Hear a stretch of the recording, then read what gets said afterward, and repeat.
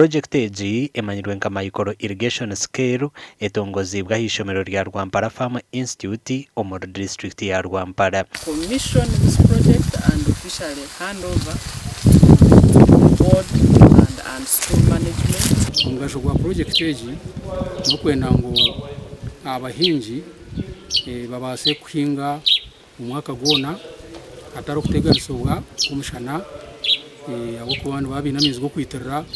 Gumisiriza Athanasius orukure eby'obuhingi n'oburiiso muri Rwampara nagira ngo omuntu kuganyirwa omu project egi aine abashemerire kuba yine.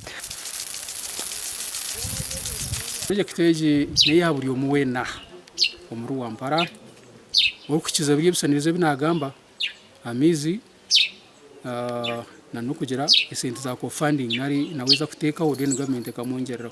Ogu nayongeragira ngo project egi terkwija kuhwera abantu konka bitu na Okutunguura amashomero agandi agarije kuba nigegeraho.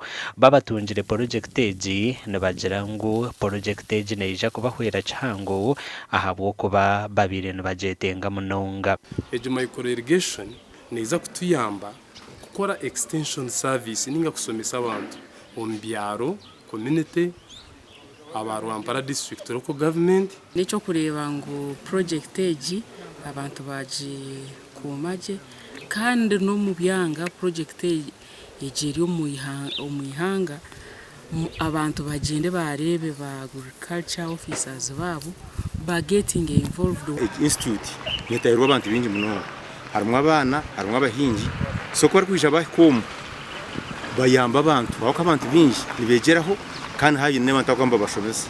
Omugandi abahingi okurwa magombori 13 muri district ya Kitagwenda batwire mu mpaka zo kuhinga kurungi omuri okutunga amasharura amarungi hamwe na no kuhinga batakushisha by'obuhangwa. Ahanyuma ya season aba batireho mworeko gw'amasharura gabo kandi abasingirwe bahirwe birabo omuri kahuba ebitiho ebomba yo kufuhira hamwe na nebindi obwe bari kubehebwa ekitongore cya Kosiru.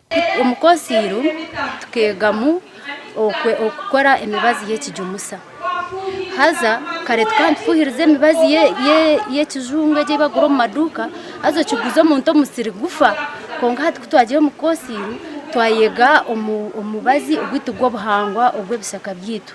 Ibihimbo kubanza tukaba turakoze imibazi yo kufuhirira umwata amanya za striker naki kuko ibibyona tukashanga birashishe bihingwa waba bifuhirire sizone ndije wakubihingo tayifuhirire tibirera bije kosiru yatwigisaho okukora ekijumusa no gukora ubuko. Ab'ekitongore eki bashoborera habwenki bari omuhurreegi ey'okutungura eby'obuhingi hamwe na n'okurwanirira obuhangwa.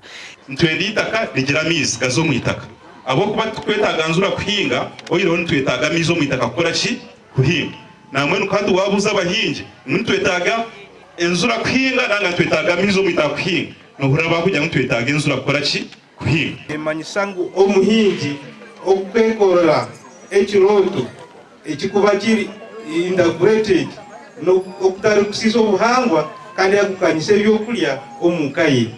Insima munonga bakonsira aba projects zibatutereze na areas zibakavaringa cyonka ni insima kandi nsaba kugira ngo zongereze expanding. Eby'obuhingi mu Uganda nibyo bikwatirira ihanga na miliyoni zirukiko muri nshanju kwejumbira mu kuhinga bitkonka abahingi obucweka 68 harigana bari kuhingira enda yonka. Amakuru agagasha kwa Susan Charles Sima na Timothy Mushabi.